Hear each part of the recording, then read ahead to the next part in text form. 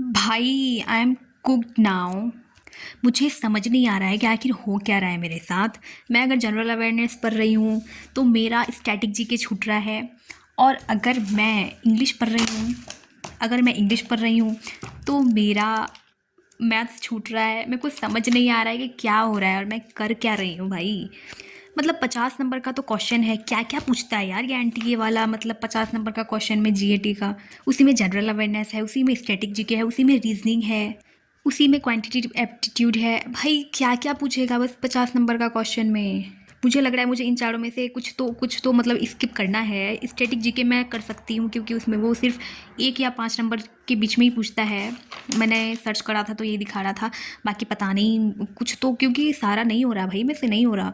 General awareness में मैं ज़्यादा ध्यान दूंगी क्योंकि इससे क्वेश्चन बहुत पूछता है, मैंने जहाँ तक पेपर देखा है। तो और रीजनिंग और मैथ्स मतलब ये भी मैं करूँगी अच्छे से। बट स्टैटिक जीके मेरे को लगता है शायद बहुत कम पूछता है, उसके लिए इतना सारा पढ़ना I don't know it's worth it और नॉट। क्योंकि जीएटी मेरे को यार किसी तरह निकालना है बस। मतलब अगर लिया है तो मैं ऐसे तो नहीं जाने दे सकती ना, तो बस मेरे को निकालना है किसी तरह बस। आई नो बहुत सारी यूनिवर्सिटी के लिए जीएटी ज़रूरी है, बट अब नहीं हो रहा मेरे से, मैं क्या करूँ। तो अब मुझे लग रहा है कि मुझे इसमें मतलब 4 सब्जेक्ट में से कुछ मैं स्किप करके उसके बाद चलूँगी, और मैं ज़्यादा इंग्लिश में ध्यान दूँगी। और जीएटी मतलब ऐसा नहीं है कि मैं नहीं पढ़ूँगी, मैं बिल्कुल पढ़ूँगी, बट कोई एक चीज़ मैं स्किप करके तब पढ़ूँगी। या फिर मेरे को सब चीज़ मैं एक साथ लेके पढ़ रही हूँ, इसलिए मेरे को ऐसा लग रहा है। तो मेरे को प्रॉपर एक टाइम टेबल बनाना है, शेड्यूल बनाना है अपना, कि मैं क्या ऐसे कर। और मैं बहुत जल्द बनाने भी वाली हूँ बाय द वे। तो मैं आप लोगों को ज़रूर बताऊंगी कि मैं कैसे पढ़ रही हूँ। और अभी फ़िलहाल तो मैंने बनाया नहीं है, अभी मैं जनरल अवेयरनेस पढ़ रही थी, जो कि मैंने अभी इतना कुछ तो याद किया ये पूरा, और इसी इधर बाकी अभी मैं इंग्लिश पढ़ूँगी। इंग्लिश मैंने कल ही पढ़ा था, उसके बाद मैं नहीं पढ़ी हूँ, और तो अभी फ़िलहाल मैं इंग्लिश पढ़ने वाली हूँ। और उसके बस इतना ही मैं पढ़ के छोड़ दी थी, तो अभी मैं इंग्लिश पढ़ूंगी। मैं जनरल अवेयरनेस और इंग्लिश को ही एक साथ लेकर के चलूँगी। स्टैटिक जीके तो भाई वो सुबह देखा जाएगा। मतलब खिचड़ी बन गया यार सारा सब्जेक्ट एक साथ वो करके, इसलिए मैंने अभी डोमेन टच भी नहीं करा। क्योंकि अभी मैं डोमेन अगर टच करूँगी तो भाई मुझे लगता है कि मेरे पल्ले नहीं पड़ने वाला है कुछ, और ना ही मैं कुछ समझ पाऊँगी। एटलीस्ट पूरा फैब तो मैं जीएटी और इंग्लिश में ही देने वाली हूँ, क्योंकि मेरे को सिलेबस अच्छे से ताकि पता चल जाए। और डोमेन का सिलेबस तो पता करने का ज़रूरत नहीं है, क्योंकि वो 12th का एनसीईआरटी से ही पूछता है, और मैं एनसीईआरटी ही पढ़ने वाली हूँ, और वो मैंने 12th में ऑलरेडी पढ़ रखा है। ऐसा नहीं है कि मैं डोमेन को हल्के में ले रही हूँ, नहीं भाई, ये डोमेन भी एकदम स्कोरिंग सब्जेक्ट है। तो उसको मैं मार्च से स्टार्ट करूँगी, बट अभी मैं जीएटी और इंग्लिश ही करने वाली हूँ बाय द वे। बाकी देखते हैं क्या होता है। और भाई आप लोग हर एक वीडियो में बुक के बारे में पूछ रहे हो, तो अगर आप लोगों को बुक के बारे में क्वेरी है तो इससे पहले वाला वीडियो ज़रूर देख के आना कि ये बुक मैं कौन सा पढ़ रही हूँ। तो प्लीज़ इससे पहले वाला वीडियो ज़रूर देख करके आना। भाई ये बुक आप लोगों के लिए सफिशिएंट नहीं है, मैं बता रही हूँ।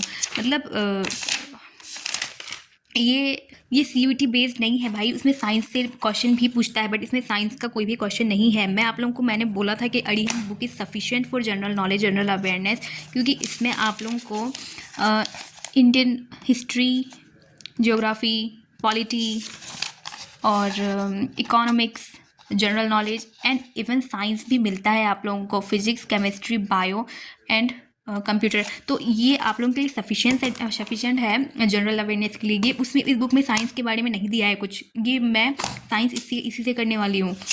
तो प्लीज़ ये बुक लेकर के कोई फ़ायदा है नहीं।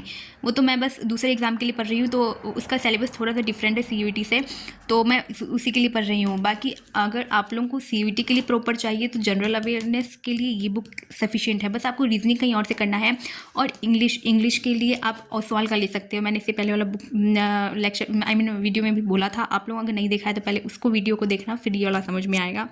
सो आज इंग्लिश में मैं टॉपिक पढ़ रही हूँ टेंस मैंने स्टार्ट करा है। तो अभी मैंने कुछ नहीं लिखा है, अभी मैं जस्ट अभी ये स्टार्ट करा है मैंने।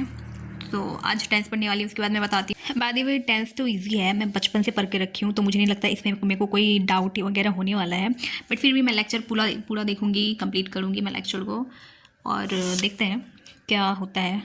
सो फाइनली टेंस का लेक्चर मैंने पूरा कंप्लीट कर लिया है। मैंने थोड़ी बहुत नोट्स भी बनाए थे, और ये रहा, मैंने पूरा कंप्लीट कर लिया लेक्चर। मैंने ये थोड़ी बहुत इतना तो सबको आता है भाई, इतना तो हर एक बच्चा को भी आता है इतना ये फॉर्म। बट मेरे को ये सब टर्म्स उतारना था, मैं बहुत ज़्यादा कंफ्यूज हो जाती हूँ उसमें, और स्पेशली परफेक्ट कॉन्टिन्यूअस में बहुत ज़्यादा कंफ्यूज हो जाती हूँ। तो बस मैंने इसको उतारा, और मुझे पता नहीं लेक्चर के साथ साथ नोट्स बनाने की आदत है, तो बस टेंथ का मैंने इतना नोट्स बनाया था। बाकी सुबह अब मैं और नहीं पढ़ने वाली, अब मैं सुबह मैथ्स बनाने वाली हूँ। सो अभी मैं और नई पढ़ाई करूँगी। बाकी नेक्स्ट लेक्चर कुछ टेंस के बाद मैं दिखा देती हूँ आप लोगों को। टेंस के बाद है सब्जेक्ट वर्ब एग्रीमेंट, तो वो मैं अब कल करूँगी और मैं नहीं करने वाली अभी। सो फाइनली रात में मैंने इंग्लिश पढ़ा था और अभी मैं मैथ्स से स्टार्ट करूँगी। मैंने रात में बोला था कि मैं मैथ्स से स्टार्ट करूँगी। सो मैं नंबर सिस्टम स्टार्ट करने वाली हूँ और देखते हैं कितना तक मैं कर पाती हूँ। क्योंकि मैथ्स को मैंने सोचा था कि मैथ्स मैं कंटिन्यू करूँगी, बट मेरे से नहीं हो पा रहा है। सो नंबर सिस्टम मैं स्टार्ट करूँगी और पहले मैं ये पूरा पढ़ूँगी और इसमें क्वेश्चन भी है। तो ये पूरा पढ़ने के बाद उसके बाद यहाँ से क्वेश्चन स्टार्ट है। ऑलमोस्ट 46 क्वेश्चन है, तो मैं ये पूरा पढ़ने के बाद उसके बाद मैं क्वेश्चन लगाना स्टार्ट करूँगी। देखें मेरे को जहाँ तक बनेगा मैं बनाऊँगी, बाकी देखते हैं क्या होता है। मैं पहले ये सब नोट्स कर रही थी लेक्चर से देख करके, मुझे लगा था कि ये सब बुक में नहीं है, बट ये ऑलरेडी बुक में दिया हुआ है। ये सब मैं पेन नोट्स कर रही थी पहले, वो सब तो मैथ्स बना हुआ है, ये सब मैं नोट्स कर रही थी, बट ये ऑलरेडी बुक में दिया हुआ है। तो अब मैं और नोट्स नहीं बनाऊँगी मैथ्स का, अब बस यहाँ से पढ़ूँगी और क्वेश्चन लगाऊँगी साथ में। बाकी आप लोगों की पढ़ाई कैसी चल रही है मेरे को कमेंट में ज़रूर बताना, या फिर अगर आप लोगों का कोई क्वेरी है तो वो भी कमेंट में बताना। मैं ज़रूर अगर मेरे बस में होगा तो मैं सॉल्व करने का कोशिश करूँगी। सच बताओ तो मेरे को बहुत ज़्यादा ही डर लग रहा है कि अगर नहीं हुआ तो क्या होगा उसके बाद। मैंने वैसा कुछ सोचा नहीं है कि उसके बाद मैं क्या करूँगी नहीं करूँगी, बस मैं अपना पूरा 100% दे देना चाहती हूँ, और बाकी नहीं होगा तो उसमें मैं कुछ भी नहीं कर सकती। बाकी मेरे से जितना होगा मैं पूरी कोशिश करूँगी।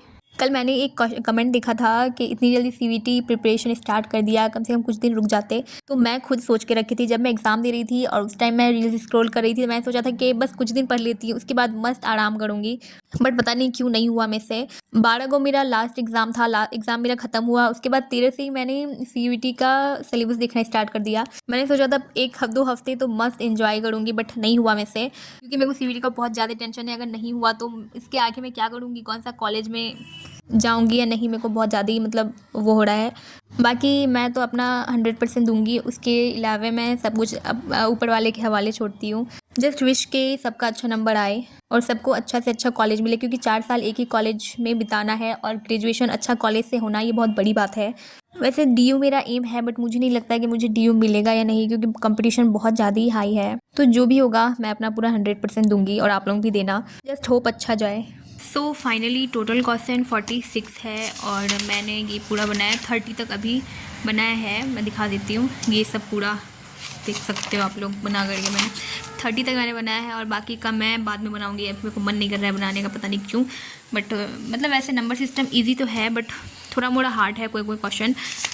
46 तक है और मैं थोड़ी देर बाद बताऊँगी। फिर मैं कल बताती हूँ कि मेरा कितना सही हुआ और कितना गलत हुआ। ये सब इतना देखो रफ़ शीट मेरा भाई ऐसे करके बनाया है मैंने। बाकी मैं कल बताती हूँ कि मेरा कितना सही हुआ और कितना गलत हुआ। सो स्टे ट्यून, और चैनल में नए हो तो प्लीज़ सब्सक्राइब कर देना, क्योंकि सीवीटी के लिए बहुत अच्छा कंटेंट आने वाला है। तो प्लीज़ सब्सक्राइब कर देना। Bye bye, love you all.